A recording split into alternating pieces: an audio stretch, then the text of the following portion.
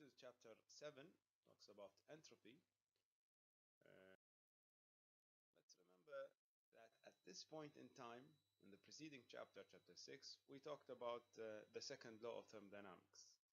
And we said we can apply it to cycles and cyclic devices, and we saw what it means to have the second law of thermodynamics applied to cyclic devices.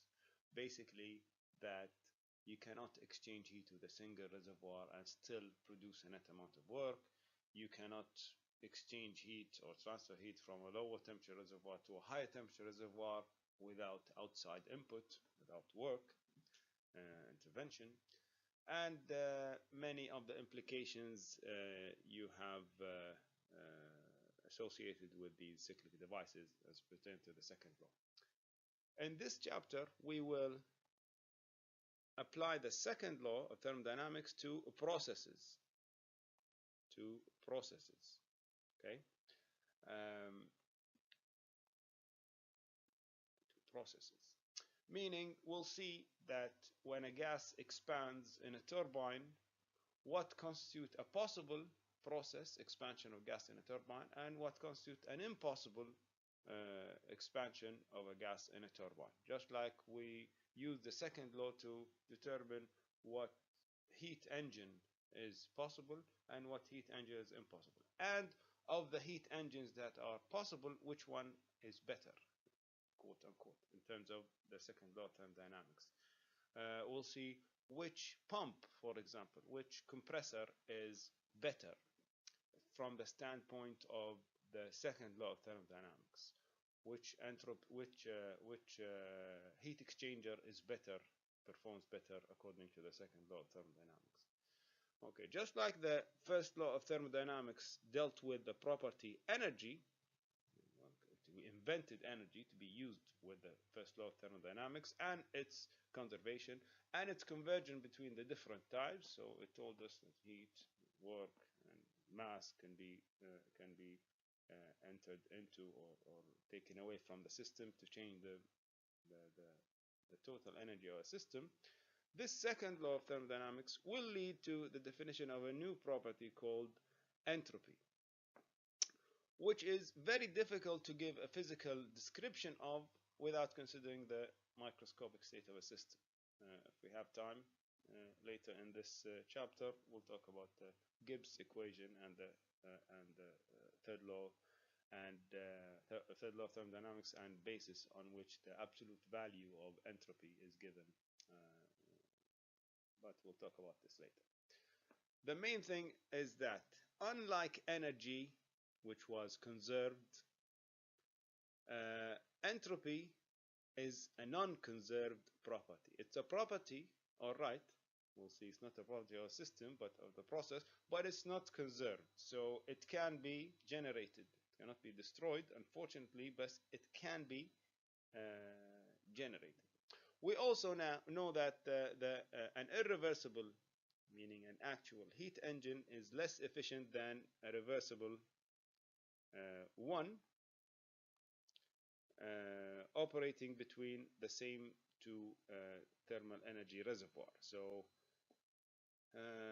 in order to be fair for the two heat engines, I have to subject them to the same temperature reservoir and see that the reversible one is always has greater always has a greater efficiency than an irreversible one, if I give them the same potential to do work. An irreversible refrigerator, by the same token, or a heat pump, has a lower COP than a reversible one because of the irreversibilities and whatnot. Okay, so the workhorse of the second law of thermodynamics is something called the Clausius inequality. This is a Clausius inequality. We'll see over and over. And in words, this says that the cyclic integral, this guy is called the cyclic integral, of dq over t, heat transfer over temperature, which is absolute unit, temperature in Kelvin, or Rankine if you're using the English or British system, the cyclic integral of this is always less than or equal to 0. Okay, less than or equal to 0. See, there's less than possibility, and equal to 0 is another possibility. This inequality, because of the two options embedded in it, is valid for all cycles, reversible or irreversible. Okay. This symbol, pronounced cyclic integral, is used to indicate that the integration is to be performed over the entire cycle. So I cannot go from state 1 to state 2 and stop. I have to bring it back to state 1. So it's a cyclic over the whole cycle. So the properties change and come back to the same initial point. So entire cycle, or number of cycles, multiple cycles, integer number of cycles. Now think about the cycle departing from and then returning to the same point. So it's a point function. So this, by definition, this is the definition of a property, that it changes magnitude, changes value, and then comes back to the same value, so that the change in it is 0. And this is the property. It went through a number of states, and when it came back to the original location, the sum returned to 0. This is how we define properties in the previous chapters. Notice that this was limited to reversible ones, if the equality holds. So let's derive this Clausius inequality. Let's consider the combined system shown, this dotted line. This is my combined system, and it consists of a reversible cyclic device, like a reversible heat engine, but it's reversible, all right, and a compressible system, let's say like a piston cylinder device, or any system that is like a compressible system. When you subject it to temperature change, it expands. Now this, my whole system is comprised of both of them, and each one of them can produce work. So this gives me, or might give me, a net amount of work. Let's call it delta W REV, because it's from the reversible cyclic device.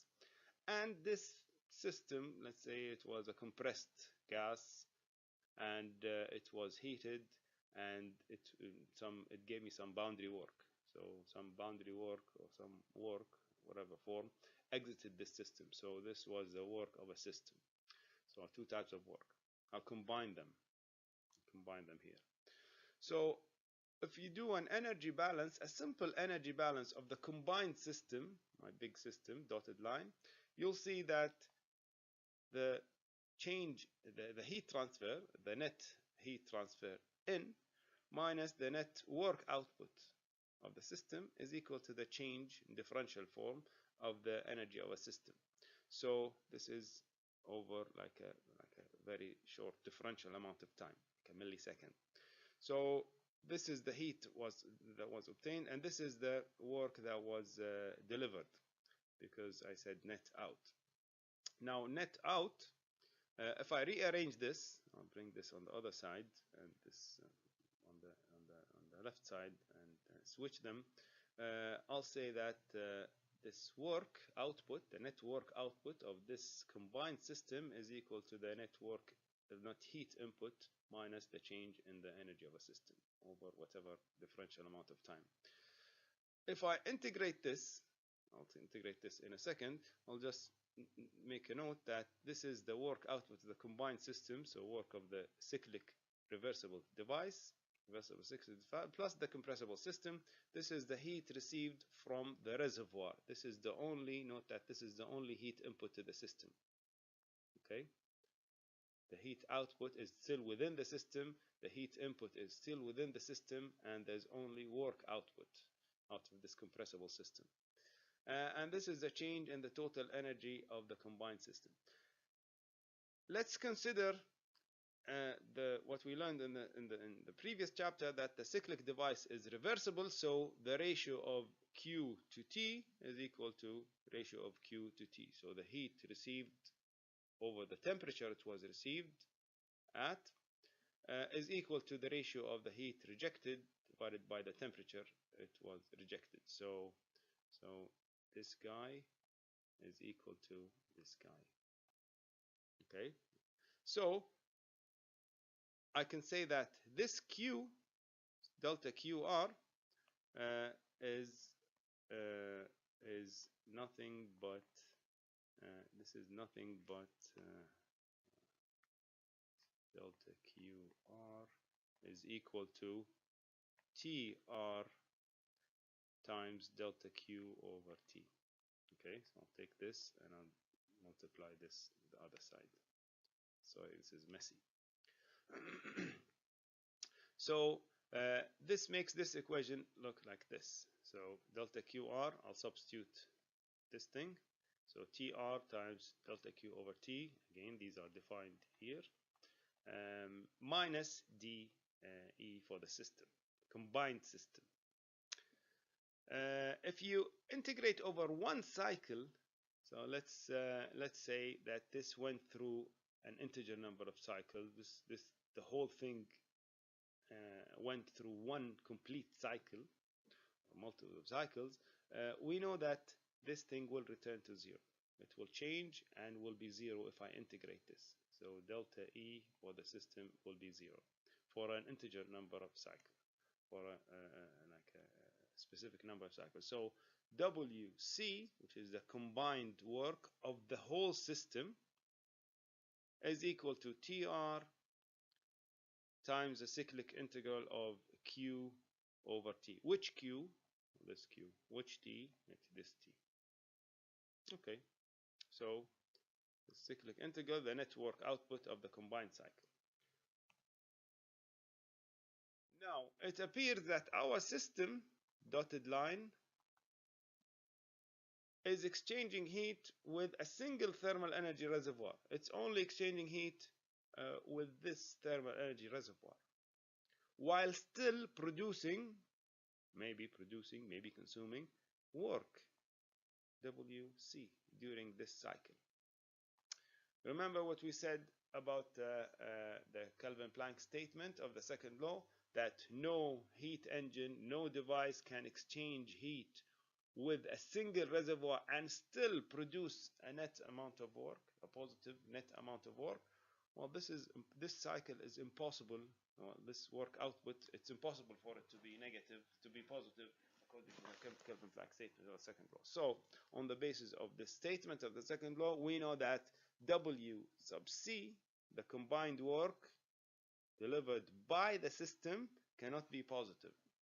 This thing is useless. Where this cannot be positive, it can be zero or it can be negative. So it's a work consumed. If it's actually working, if this thing is churning, it is a work input. So this thing must be negative. And I just said that this WC is equal to the cyclic integral of this times TR. Well, TR is an absolute temperature and cannot be negative. So the negativity, the possible minus sign, comes from this integral. And this is the Clausius inequality. So we derive the Clausius inequality. Okay. This inequality is valid for all thermodynamic cycles, reversible or irreversible, including refrigeration cycles and heat pumps, because of this inequality. So it's either less than or equal to zero. To sum it up, this is my Clausius inequality.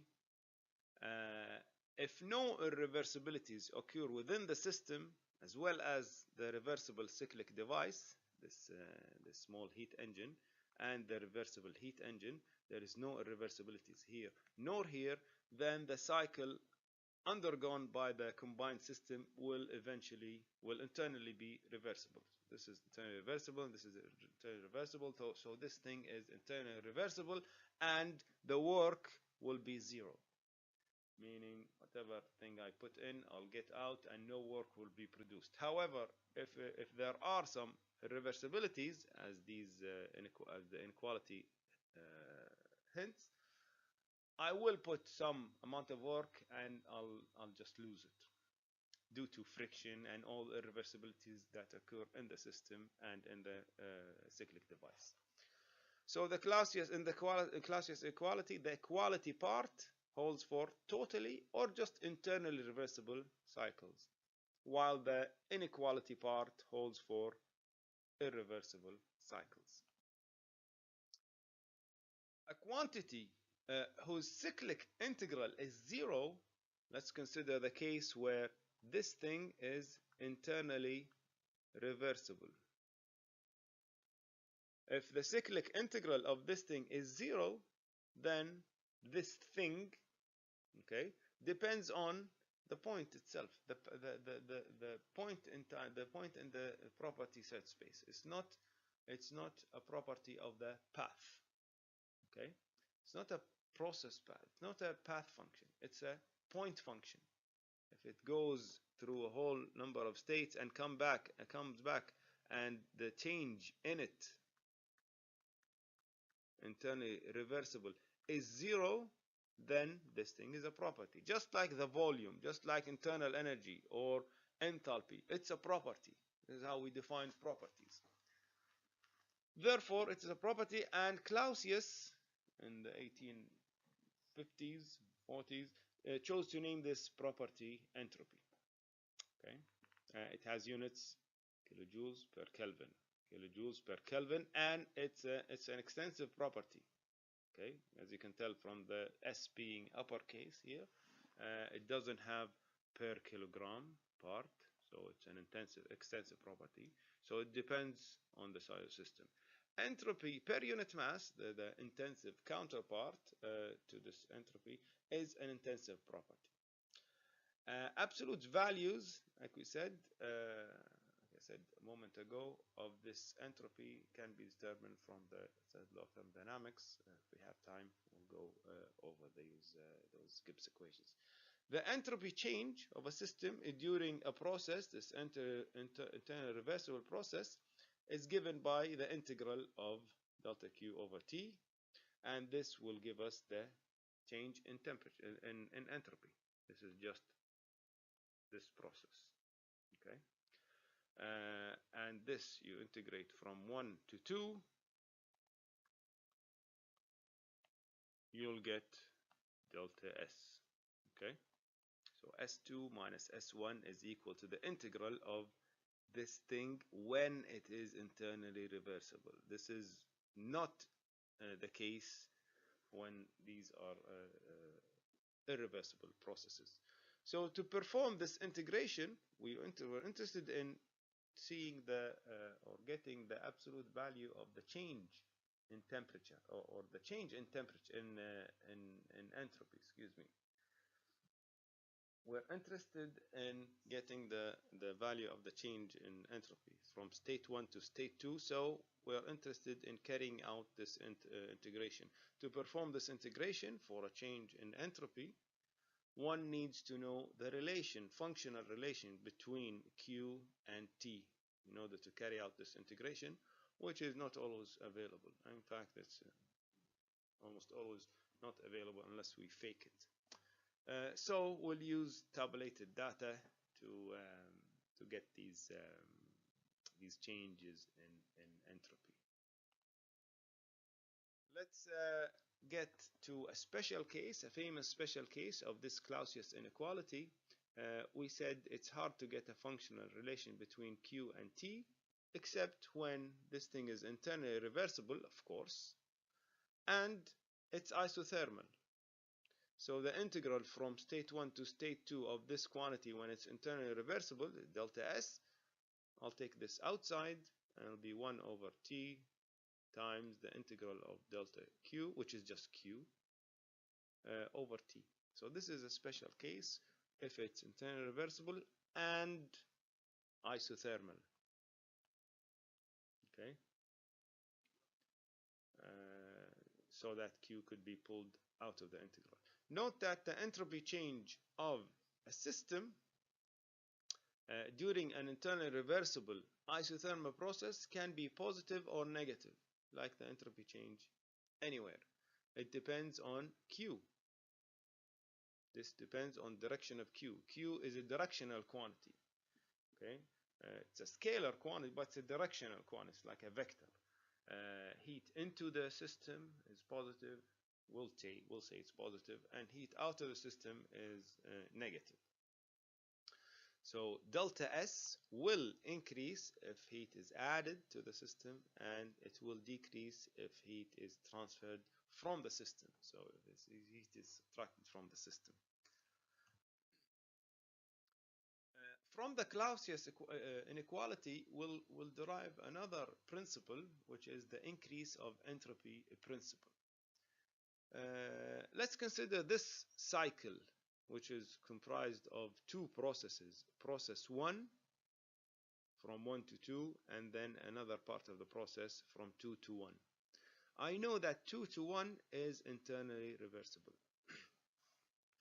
The first part of the process from 1 to 2 is unknown. Reversible or irreversible? I have no idea. But I know that from 2 to 1 is reversible. So the cyclic integral that I'm interested in, which is less than or equal to 0, again, the possibility of less than is there. I could break up the cyclic integral from 1 to 2 and then from 2 to 1. So this is the first part of the cycle. This is the second part of the cycle. This second part being internally reversible. So this tells me that this thing is just the difference in entropy. By definition, this is how I define my entropy. So if I rearrange this, I'll say S2 minus S1 is greater than or equal to this integral of Q over T from state 1 to state 2. So the change in entropy from state 1 to state 2 for this process is greater than or equal to the amount of heat transfer that happens. So if this was reversible, then this equality will hold. If this was irreversible, then this part, the greater than or equal, the greater than part will hold, depending on the process. The main thing is that this difference is greater than or equal to this integral. This is why we call it the increase of entropy principle. It cannot be decreased. It can only increase over a complete cycle. Or in differential form, this ds is greater than or equal to delta Q over T. If it's greater than, then this is an irreversible process. And if it's equal to, then this is a reversible process. And if it's, of course, less than, then this entropy was destroyed and it's impossible. Make sure you don't forget that T is in absolute temperature units, so Kelvin in SI system and Rankine in the British system. And delta Q, just be sure to use consistent units, either kilojoules or joules, millijoules, gigajoules, etc. Entropy change of a system. Let's talk about the entropy change of a system, which is delta S, S2 minus S1. For a reversible process, this thing is simply the integral, which represents the entropy transfer with heat. Thus, the entropy change of a closed system for a reversible thing, for a closed system during an irreversible process is greater than the integral of delta Q over T evaluated for that process. The inequality sign is a reminder that the entropy change of a closed system during an irreversible process is always greater than the entropy transfer. Let's state that again. The inequality tells me that the change in entropy is greater, always greater than the entropy transfer. Where does the extra entropy where did the extra entropy come from?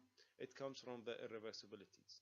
So in addition to the heat transfer involved in this irreversible process, irreversibilities contributed to the increase of entropy of the system. So, conclusion, we can say that some entropy is generated or created during an irreversible process because of the irreversibility.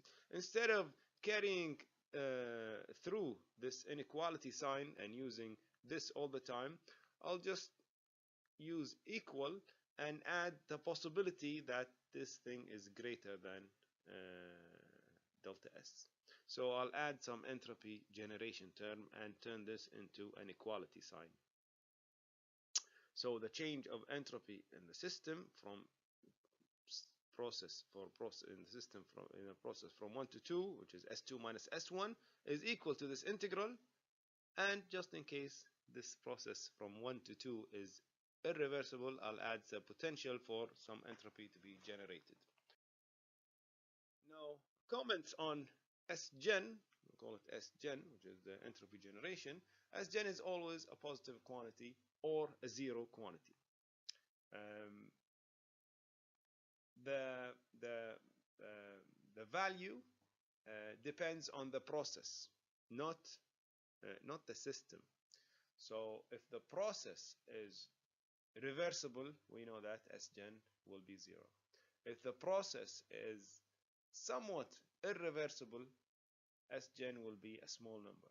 If the process is severely irreversible, then Sgen will be a large number, larger than the process with small or little irreversibilities. So it's an indicator. It gives me an indication on the level of irreversibilities produced during this system.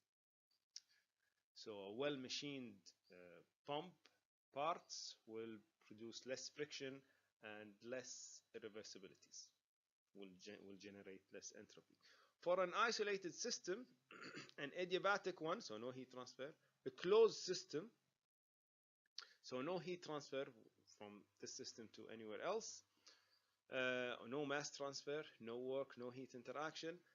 The heat transfer is 0 by definition, and delta S is greater than or equal to 0. Entropy never decreases. So Sgen is equal to, we said Sgen is greater than or equal to 0. Well, Sgen is the entropy generated when the internal processes take place in this system, this isolated system, and the change in entropy of this isolated system is comprised of both the entropy change of the system and the entropy change of the surroundings of the system. Okay. This will be handy in a couple of lectures when we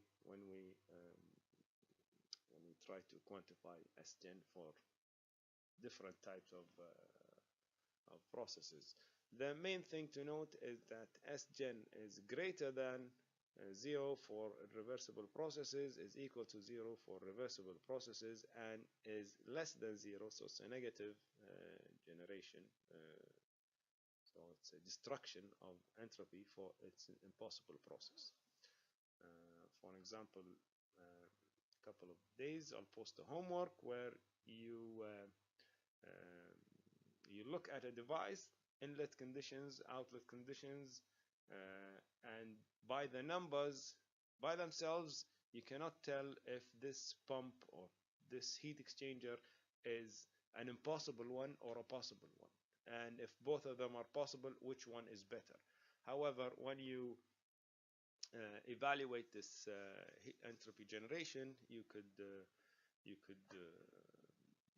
differentiate between them on the basis of the second law. So in a nutshell, we'll summarize by saying that processes can occur in a certain direction, one direction only, that is in the direction that increases Sgen. And remember the cup of coffee that went from 80 degrees Celsius to 90 degrees Celsius. Well, if you compute the entropy generation of this guy, this will be Sgen will be greater than or equal to 0. We discussed, this will be less than 0. So entropy was destroyed, where it took heat from the environment at 30 degrees Celsius. So we'll discover which process is possible by determining the value of Sgen. If it's negative, then it's against nature and cannot happen by itself. Entropy is a non-conserved property, so there is no conservation of entropy, only entropy balance. And entropy generation is a measure of the magnitude of the irreversibilities present during these processes.